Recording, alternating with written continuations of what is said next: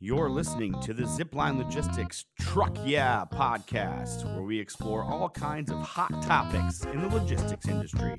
Get ready to learn, laugh, and get your freight on.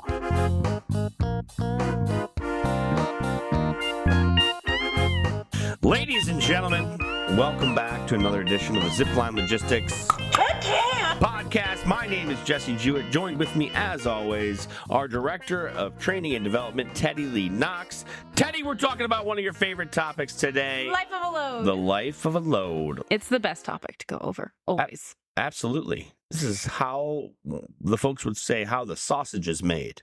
Yes. You ever heard that term? Yes, I have. Okay, let's get into it. Let's get into the casing and the shredding of the meats, etc. Yes. Life of a load. I think it's a little bit more elegant than that. Thank you very much. Well, you're welcome. First up, this is going to talk about the step-by-step process of how we manage our orders all the way through. Yes. And I think this has a lot to do with just more than the orders, but how we manage our relationships is through the life of a load, which is so important because our partnerships are not just with our customers, but also with our carriers and the warehouse partners that we work with. And every single step is so important. I go through this 3 times and people are onboarding and training and through all the programs that we do here because I think it is so important because this is that CPG focus that we're doing. The Zipline way and each step comes through and that's really important and it's very natural for everyone here. So it's not difficult, but it's kind of hard to understand from the outside about each step that goes into it when you're only seeing someone say like received when that order tender comes through. Don't be alarmed if you're driving in your car right now listening to this podcast episode if your brain is glowing. Because Teddy's dropping some knowledge. Right off the rip, first step, we get an order tender. Order tender. Tell me about that. So this is one of those things where it's basically receiving the order. So this could be very similar to ordering something online. This is where you are putting in the order for something. This comes from our customers through relationship between them and their buyer for that specific retailer. So this is Costco sending them a PO for a certain number of pallets that they then send to us, usually in combination with their warehouse. So that way we both know when this order needs to pick up and deliver by. It gives all the specifics of what they're shipping, when they want to ship it, and when it needs to deliver by, and who's receiving it. What, when, who, from. Where, why.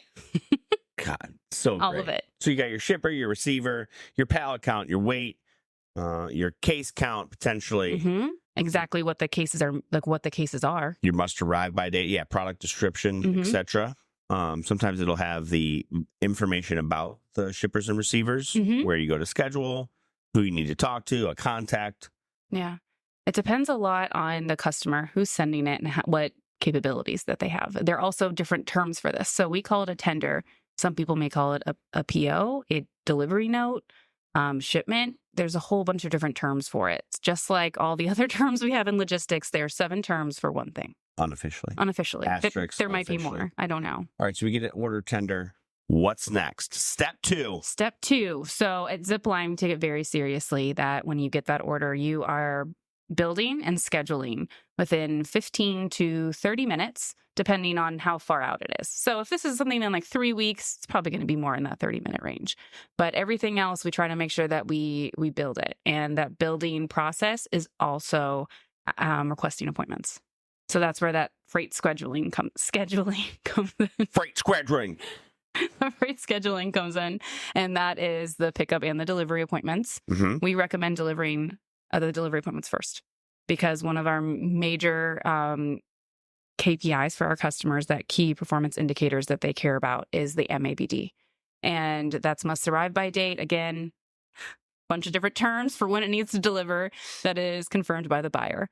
And that is when it needs to be to that depot so it can get to the store on time to be sold to the consumers. And then once you get that, you can go back to the shipper. The reason that is because those MIBDs, depending on who you're delivering to, are not very flexible. It's going to be very hard to work around that.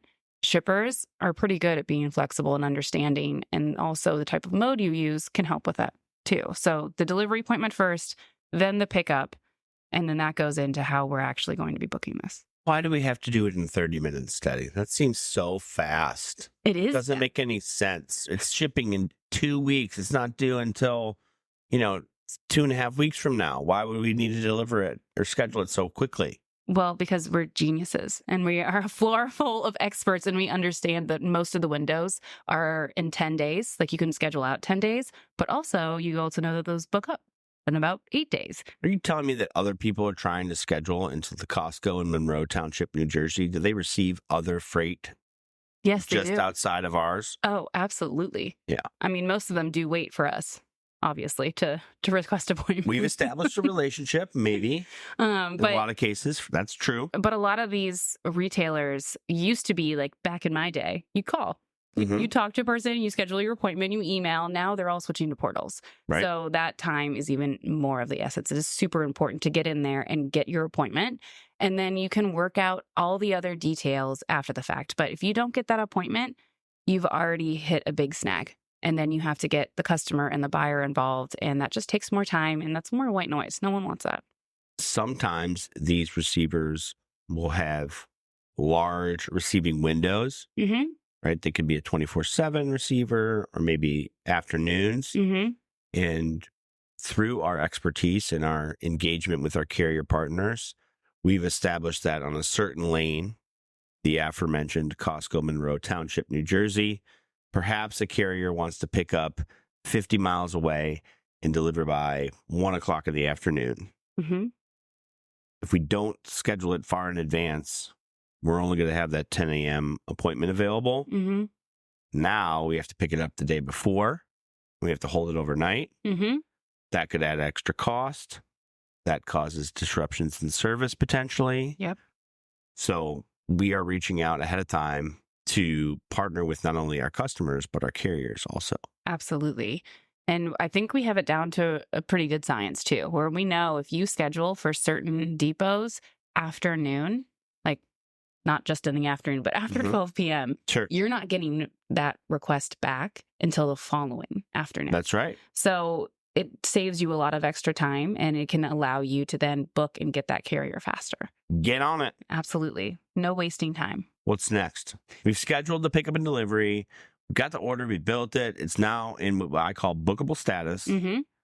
It's a truckload. Now what?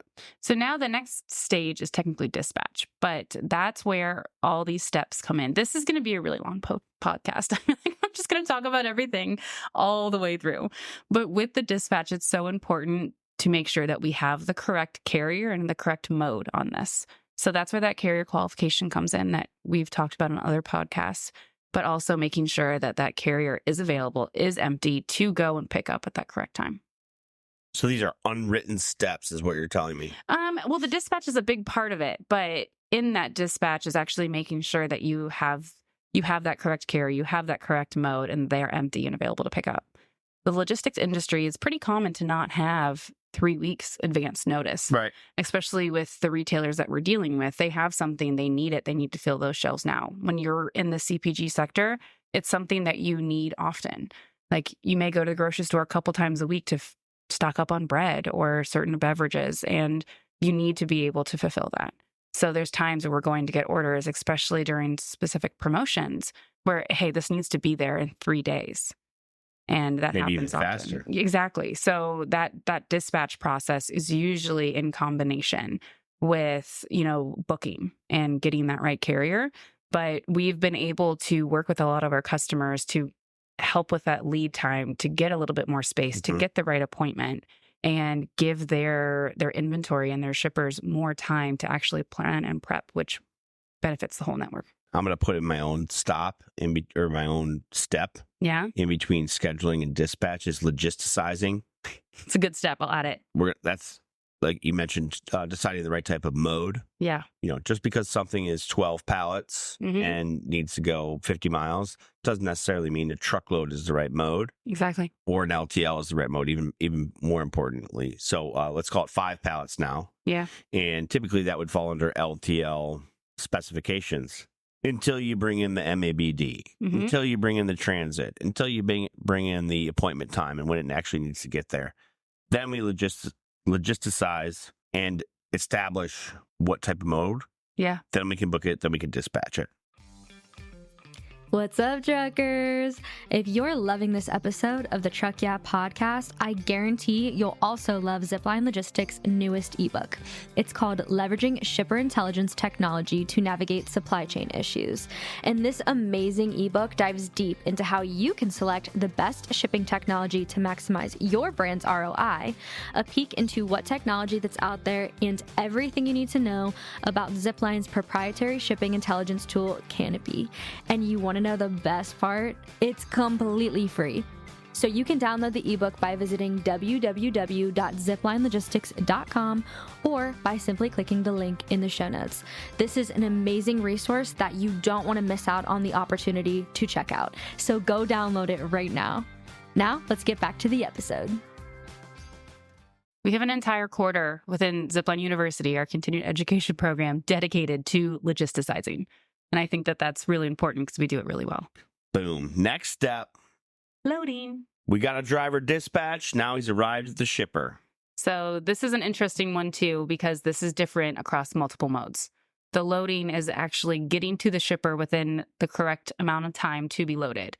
You know, there's drop trailer, there is LTL, there's full truckload. There's a bunch of different ways to actually make sure that the product gets on the trailer. But there can be a lot of problem solving involved with loading, especially when it comes to CPG. So hay is food. It's, you know, it can be on a food grade trailer. Unfortunately, it smells. So when you have someone who hauled hay on a food grade trailer before they pick up your product, it can be problematic. So you got to make sure what that person hauled before, and you got to have contingency plans for when they hauled something that's food grade that can leave an odor behind. Trailers can be rejected because there is debris, there's possible holes, there's a lot of wear and tear on these trailers, which is why there's so many requirements for how much you can load it with so there isn't those damages to it. But there can be a lot of things that happen within loading.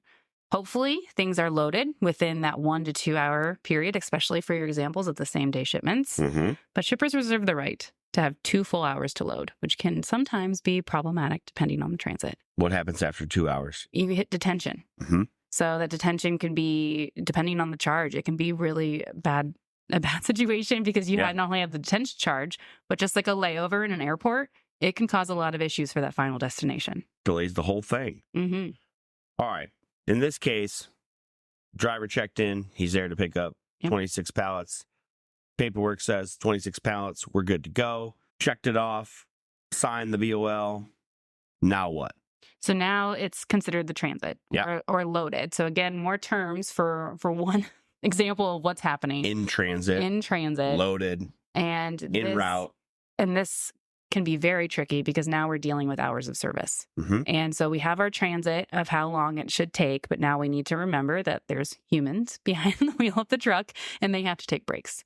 So that transit needs to be set up perfectly. So when you're doing that freight scheduling and logisticizing, that needs to go, you need to be thinking forward to this specific point where we have at least 1 to 2 call-ins a day, not including any other tools that we have involved where customers can then go call their experts on the floor and find out what's going on. They can check Canopy to see what's going on and see exactly points where each call is made and how close the driver is from, you know, the shipper all the way to the delivery or any stop in between. If you're a common listener to the Truck Yeah podcast, Canopy is our proprietary intelligence software. It's owned in-house. We have a section called the Summit that shows you exactly where your truck is. It's a nice, beautiful looking map. It's got some truck logos on there. Very, very, very cool. It's nice. Yeah. And that you can also have problems here. You can have breakdowns, you can have issues, you can have accidents, you can have traffic, which everyone should be able to relate to. Sure. And that's why it's so important to stay on top of it, to communicate things, any issues that may happen. Because again, if something happens that prevents us from hitting a delivery, not only on time from when that appointment is, but the MABD, it can cause a lot of issues, and communicating about it up front can help. Nailed it. All right. I didn't run into any traffic. I'm a driver. I'm rolling along. And now I get to the consignee, the destination, the receiver, the DC, the final stop.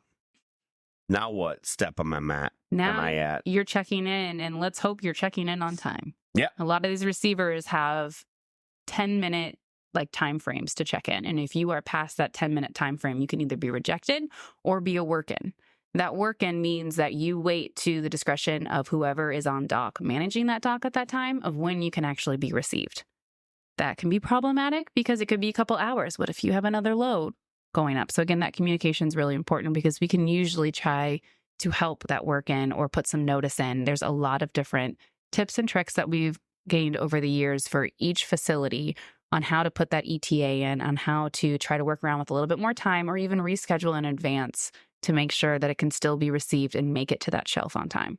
And you can have those issues like rejection, like delays. We've even had issues where it's actually the receiver's issue preventing things to be unloaded. So that takes a lot of teamwork on the floor to make sure that if there is some sort of delay, drivers are usually pretty vocal about those things, which is helpful because, again, we're a team and they will tell us what's going on. We can get that information and get the right people involved to make sure that this load gets accepted on time. Yeah, as usual, and we've certainly mentioned it before, the prior proper planning prevents poor performance. Yep. If you know ahead of time, if you're doing the work up front, the back end is going to be a lot easier when those problems do arise. And I think one of my favorite things to go over at this point is, again, those modes. LTL is obviously a very big popular mode with a lot of these big retailers because they just need a couple pallets or so. And a lot of these carriers will drop. And a lot of these DCs reserve the right to unload trailers at their discretion. So you may drop it the day before it's due, but they are not going to unload it for 3 weeks because they are not ready for it, regardless of when the buyer asked for this to be delivered. So that's really important to understand, which is why we know exactly when which carrier delivers to which DC and what day that they drop. You got the trailer number. There's no issues. You can coerce that DC to unload that trailer. I'm sorry, request that DC to unload that trailer. Beg, plead. Exactly. All right. So in this particular shipment, everything went well. I got unloaded within the required 2-hour time frame. The receiver, the consignee, the DC signed off on my 26 pallets. So I'm free and clear. Yep. Now what? So now it's technically part of an end of a load at this point. It's delivered. There's a difference between delivering and inbounding. So knowing that difference is really important here. And then the next steps are making sure that everything goes through to the billing process. We're partners with our carriers as well as our customers. As soon as this information is done, we work really hard to make sure that we get our carriers paid quickly. This is important. Whether you're, even if you're a customer, you should care about this because the fact that we're paying our carriers first and making sure that they stay happy is why we have such great carrier partners and why our deliveries are on time. It's an extension to make sure that everyone stays, really happy, but then also that they will return to do a great job for us because they know that we're doing things correctly. If I'm a customer, what do I need for you to get paid? What? What are the requirements for me to pay you? Like that, you told me it delivered, but you haven't really provided any proof. Paperwork. Wink. Proof of delivery. POD. So again, why we pay the carrier first. They give us this information. We confirm that it delivers. All receipts required. For example, UNFI, they'll have lumper receipts. We confirm those. We pay the carrier, and then we give all of that information, that proof, to the customer, and then they then pay us, hopefully within similar terms.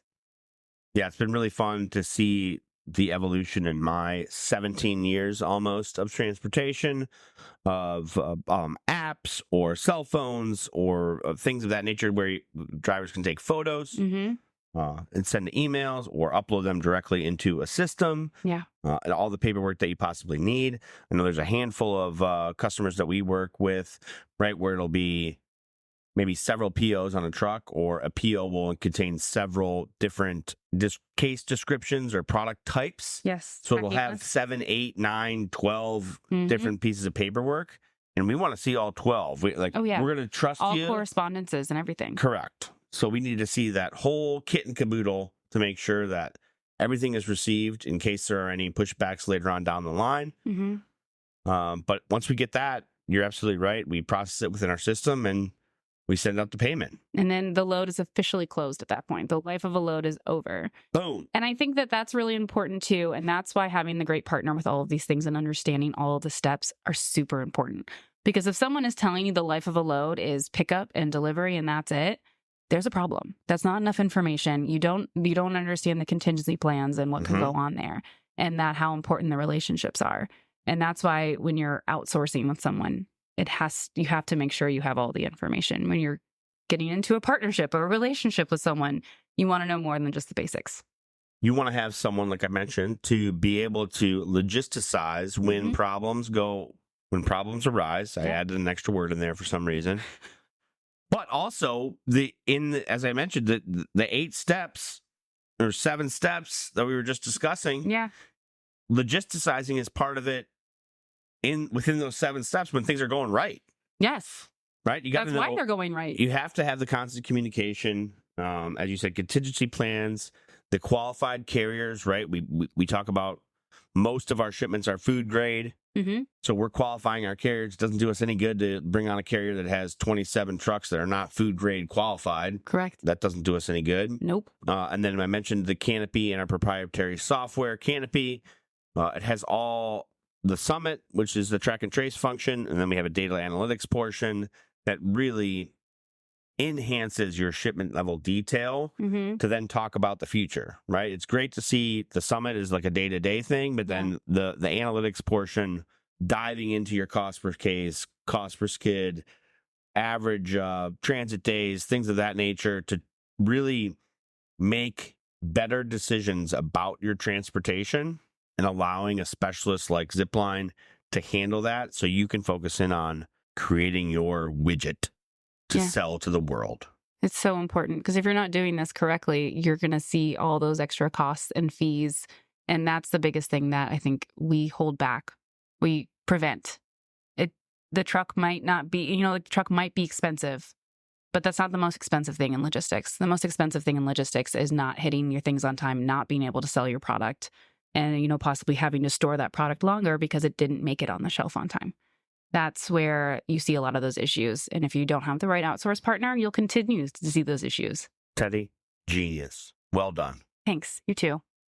For those listening, if you liked this episode, please give us a follow wherever you listen to your podcast, whether that's Spotify, Apple, some other app that I don't know of. It's going to help us get our reach out there so we can grow and bring on new listeners, new guests, etc. Feel free to leave us a review if we triggered something deep within your soul today. Or if we gave you new terms that you haven't heard. There you go. If we taught you anything new, give us 5 stars. We'd love to hear from our listeners. Teddy, thank you. Thank you. Thank you for listening to another edition of the Zipline Logistics Podcast. See you next time.